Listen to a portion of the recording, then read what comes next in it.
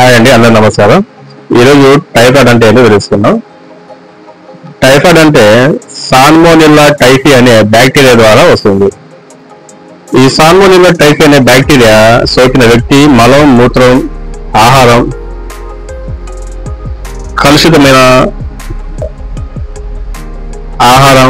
కలుషితమైన నీరు తాగడం వల్ల ఈ సాల్మోనెల్లా టైఫీ అనేది వస్తుంది. టైఫాయిడ్ కు దోమలు ఎలాంటి సంబంధం లేదండి. కలుషితమైన ఆహారం, కలుషితమైన నీరు, ఆహార పదార్థాలు తీసుకోవడం ద్వారా ఈ సాల్మోనెల్లా టైఫీ అనే బ్యాక్టీరియా ద్వారా ఈ టైఫాయిడ్ అనేది వస్తుంది.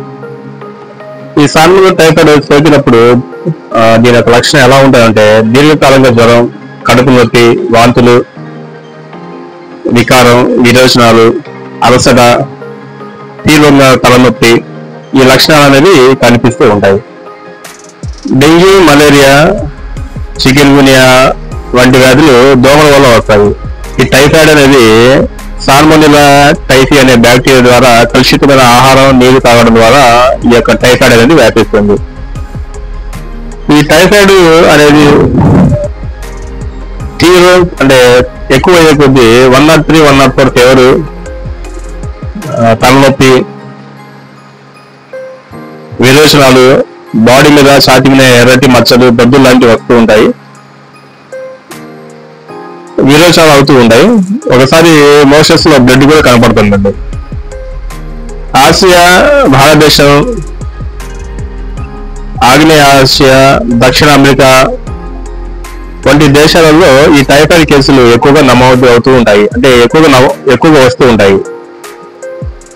భారతదేశంలో వర్షాకాలంలో ఎక్కువగా మురి కాలువలు, నీటి గుంటలు సరిగా లేనప్పుడు, డస్ట్ ఎక్కువగా ఉన్న ప్రాంతాల్లో, ఈ పారిశుద్ధ్యం తక్కువ ఉన్న ప్రాంతాల్లో ఈ టైఫాయిడ్ అనే సమస్య చాలా ఎక్కువగా తీవ్రంగా బాధిస్తూ ఉంటుంది. ప్రపంచవ్యాప్తంగా WHO లెక్కల ప్రకారం 11 నుంచి 20 మిలియన్ల మంది ఈ టైఫాయిడ్ బారిన పడుతున్నారని అంచనా వేస్తున్నారు.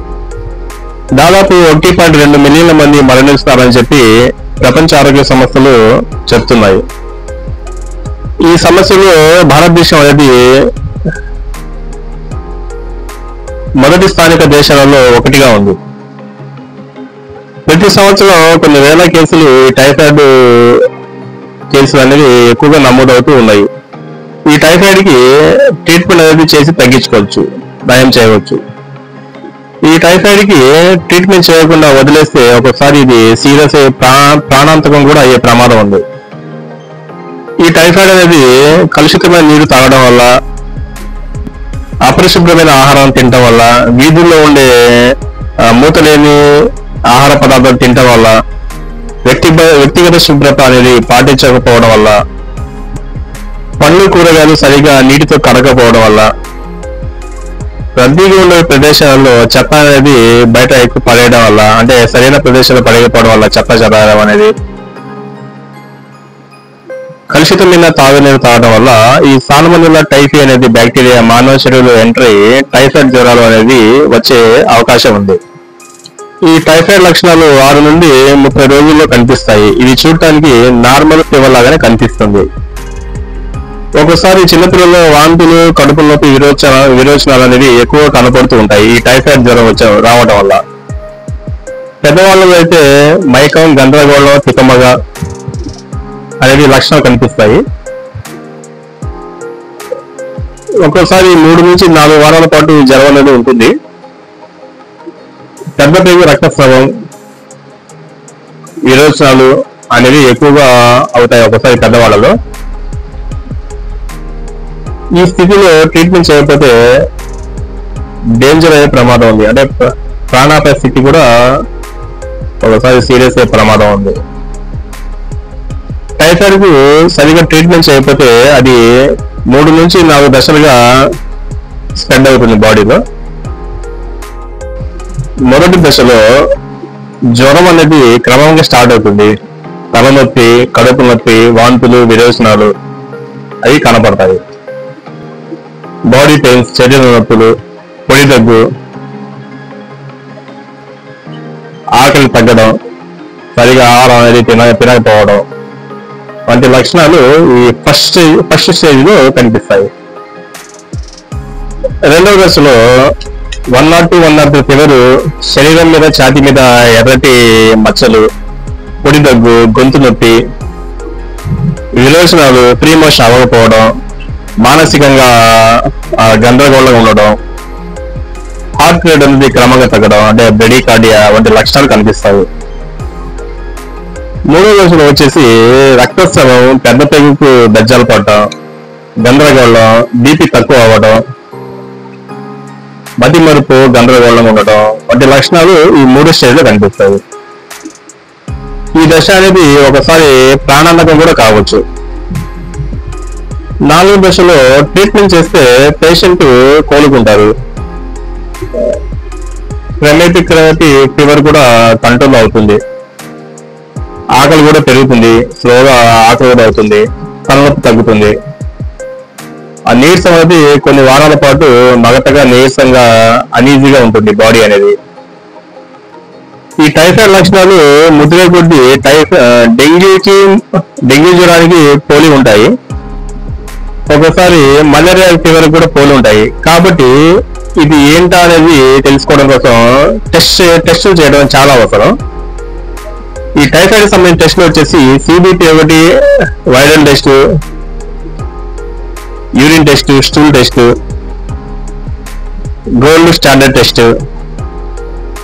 ఈ టెస్టులు చేయడం వల్ల టైఫాయిడ్ అనేది అది ఏ స్టేజ్ లో కనుక్కొని మెడిసిన్ వాడడం ద్వారా ఈ టైఫాయిడ్ అనేది యాంటీబయాటిక్స్ కి ఇంజక్షన్లు, టాబ్లెట్ ద్వారా అరికట్టవచ్చు, తగ్గించుకోవచ్చు. టైఫాయిడ్ లో ఎప్పుడు సొంతంగా ట్రీట్మెంట్ చేసుకోవాలండి. టైఫాయిడ్ జ్వరం వచ్చిన వ్యక్తి కొబ్బరి నీళ్లు, ఓఆర్ఎస్, జ్యూసులు, కాయలు, పళ్ళు, వాటర్ అనేది ఎక్కువ తాగడం మంచిది. జ్వరంగా ఉంటే ఒక పారాసిటమాల్ టాబ్లెట్ తీసుకోవచ్చు. టైఫాయిడ్ సోకిన వ్యక్తి రెస్ట్ అనేది చాలా అవసరం, ఏ పని చేయకూడదు, చాలా రెస్ట్ తీసుకోవడం చాలా మంచిది. టైఫాయిడ్ లో హై ఫీవర్ ఉండి మనిషి అయోమయంగా గందరగోళంగా ఉండి రక్తస్రావం అయ్యి షాక్ కండిషన్ లో పోయినట్టయితే వెంటనే హాస్పిటల్ తీసుకెళ్లి డాక్టర్ గారి యొక్క పర్యవేక్షణ ఉంచి ట్రీట్మెంట్ ఇవ్వడం చాలా అవసరం. టైఫాయిడ్ లో తేలికైన ఆహారం ఇవ్వడం చాలా మంచిది.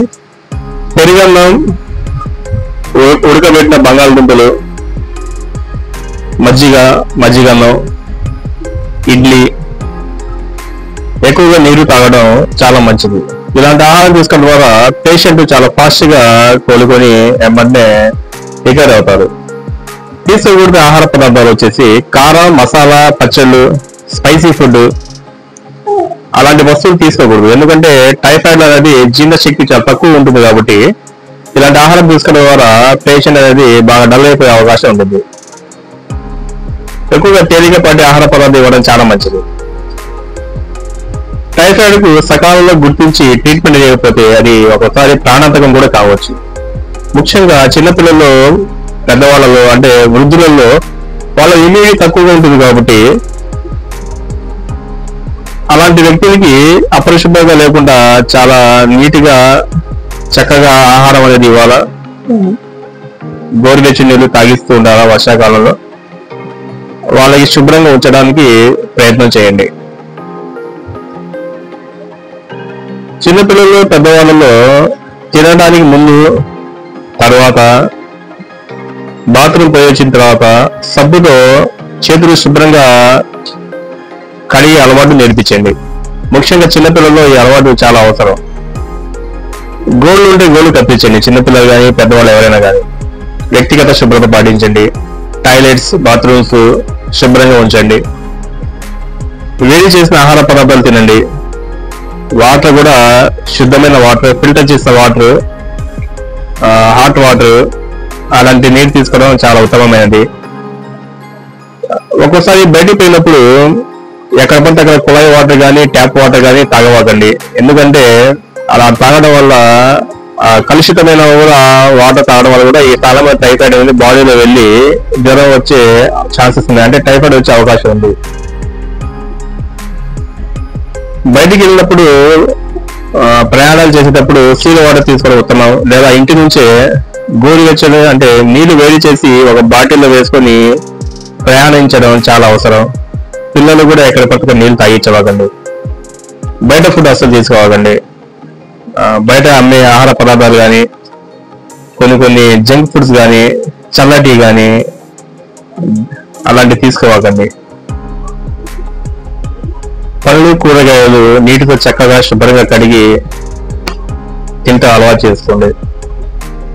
టైఫాయిడ్ వచ్చిన పిల్లలు ఉంటే వాళ్ళకి స్కూల్కి పంపించవాకండి. ఎందుకంటే వాళ్ళ ఇమ్యూనిటీ తక్కువ ఉంటుంది కాబట్టి ఏమన్నా స్కూల్స్ పిల్లలకి జ్వరాలు వచ్చినా కూడా ఇది బ్యాక్టీరియా ద్వారా వచ్చే ఫీవర్స్ కాబట్టి ఎమ్మటే వేరే వాళ్ళు కూడా అటాక్ చేసే అవకాశం ఉంది, మిగతా పిల్లలు కూడా. అందుకని పిల్లలకి కొంచెం రెస్ట్ ఇవ్వండి స్కూల్స్ పంపించకుండా.